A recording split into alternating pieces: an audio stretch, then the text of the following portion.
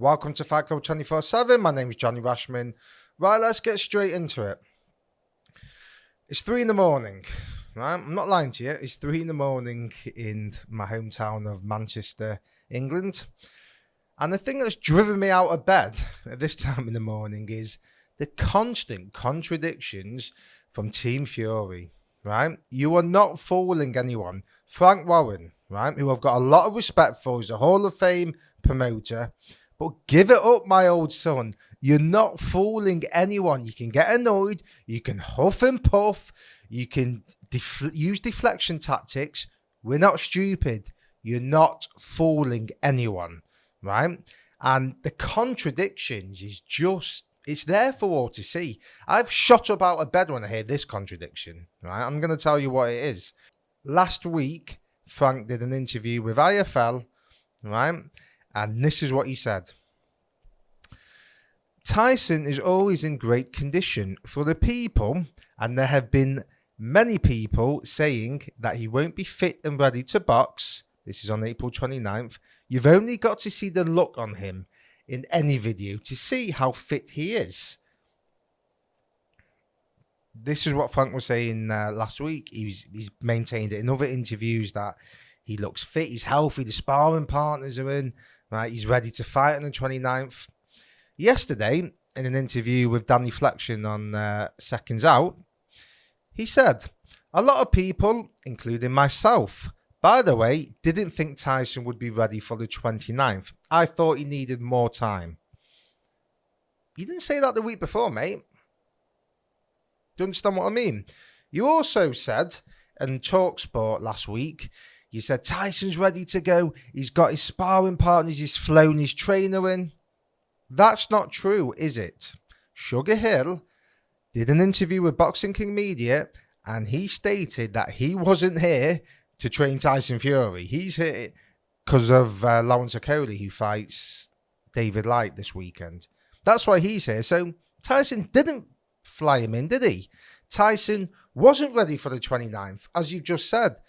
So there's contradictions. Now, you might be able to point to a few sentences on a few emails. No one cares, mate. No one cares. You're not fooling us. We've seen it. We've done it. We've worn a T-shirt with Tyson Fury and his negotiations, and the fight's breaking down. The good grace is gone. It's all gone, right? You can't pull the wool over our eyes, right? You can't. So you can get as angry and you can get annoyed, but you know who's annoyed? Us fans.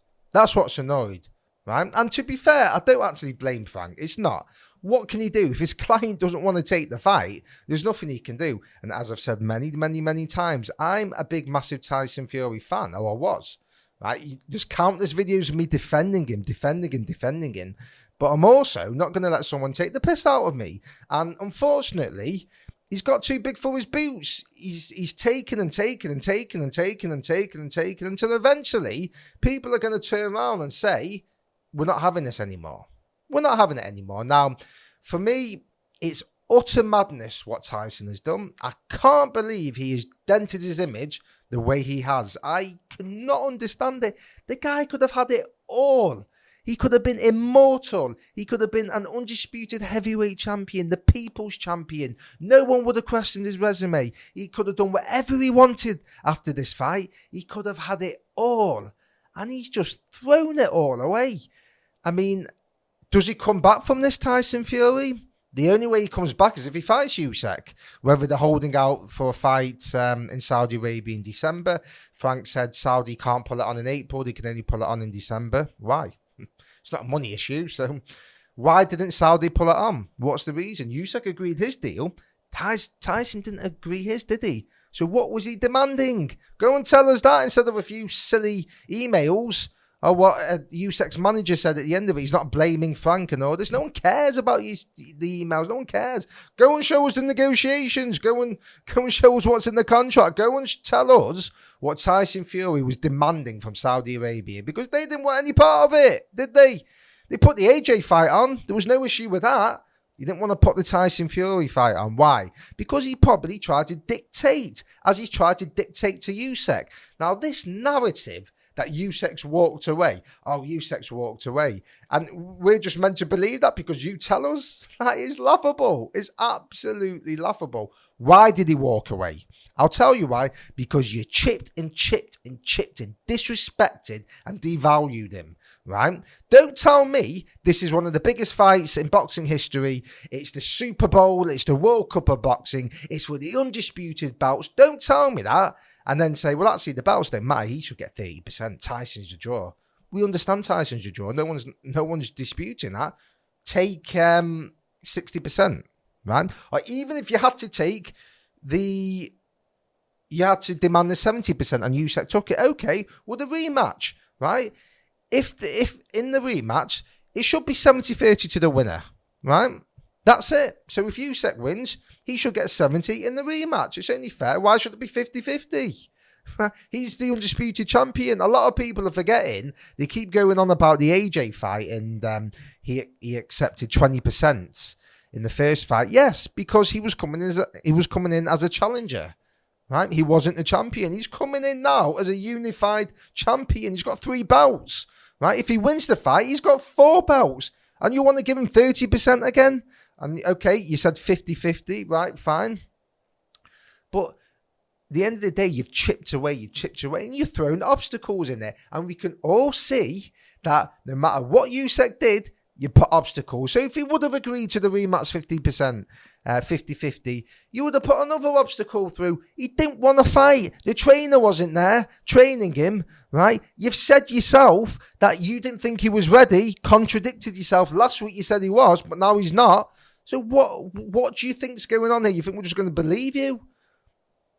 We can see what's gone on, right? And it's sad for me to see this because I don't want to be here talking bad about Tyson Fury. The guy has done wonders in the boxing ring, right? He's one of the greatest heavyweights of all time. I've said that, and people might disagree with me. I believe that on talent and ability, he's one of the best heavyweights of all time. Now he has to prove it, right? Because Klitschko and Wilder is not enough, mate. Not enough. You're not going to go down as the greatest for those victories. You're not, mate. And unfortunately, if you don't fight Usyk and he remains undefeated, you will go down as the person who ducked an undisputed heavyweight world title fight. I mean, I can't believe it. The guy had a chance to become an undisputed heavyweight champion in a football stadium in his own country for millions of pounds. And he has turned that down. That you can't forgive that. I mean, it's just ego, greed. Is he scared? No. Is he scared of losing and then not being in a dominant position at a negotiation table for an AJ fight or another fight? Absolutely. Of course he is, man. Because if there's one thing about Tyson Fury that we've all come to see now is that he loves money. No matter what he says, no matter what he says, he loves money and he'll do anything for money. And that's fine. I'd rather you be like Floyd Mayweather and say, you know what? I'm doing this for money. I'm cashing out. Like he says with his exhibitions. Anthony Joshua, what are you doing this for? Is it legacy? No, it's money, right? And AJ gets such a hammering. Well, I think a lot of people might have egg in their faces because I've said it as well. AJ's been hammered for years, right? Look what he's achieved in boxing.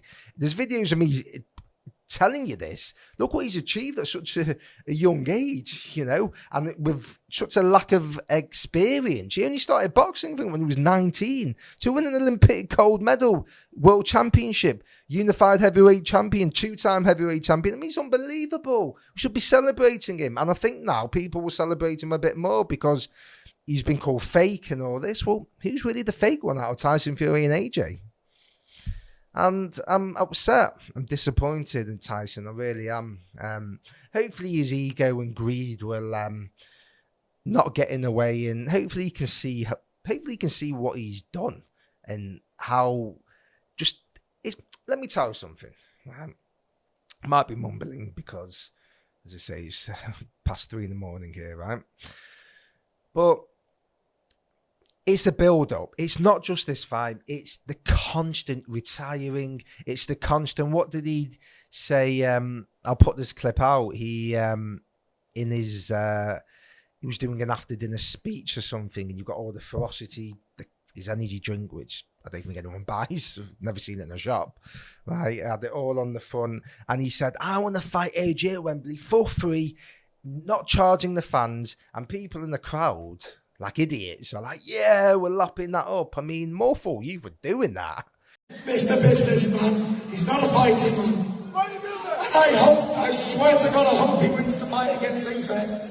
So come out of retirement, fighting for free. However, the terms are this. We want it at Wembley Stadium. I want it free to enter, and I want it free to air television in this country. I mean, that's just a complete lie. And what he does, no coincidence, when he's got a tour, he's got an after-dinner speech thing, whatever he does, right? He's had a few of them where he's gone on tour, you have dinner, and he does a speech, right? All of us, there's no coincidence, he retires before that, doesn't he? Or there's controversy, or he calls out AJ, doesn't he? Why? So we can go on his tour and start talking about it, right? We're not stupid, we can see that. That's what he did the last time. Literally what he did. Saying about AJ, of the AJ fight, he was talking about it. His tour was coming up, and then he could say on the tour, I want to fight him for free. Well, you don't want to fight him for free, do you? Right? So you're lying, aren't you? And it's sad to see this from Tyson. Hopefully he can just man up and say, you know what? I've been a bit of a dick for whatever reason. Look, I don't want him to have mental health problems or to go through a bad time. You know, I want to support him. I want to watch. I want to see him become an undisputed world champion. But at the end of the day, if you're going to take the piss, people are going to fight back eventually. And as I say, this is a build-up of everything. They're retiring, saying, I'm never fighting again. Nah, I'm not doing anything. I want 500 million to fight you, set this and that, and then you unretire. Just the constant, as I say, you call it contradictions. I'm calling it lies. Barefaced lies, donating money to charity and all this. We've had enough of it, mate. We've had enough. The mask is slipped. Hopefully you can salvage your reputation again. And hopefully you wake up and smell the coffee and you go, you know what? Maybe I was a bit of a dick. And take this fight. Or vacate the bout, mate. But it's disappointing. It's sad. And what can you say? Let me know what you think. Are you still a Tyson Fury fan? Do you think he can redeem himself? Will we see the Usyk fight at any stage? Like, comment, subscribe, let me know.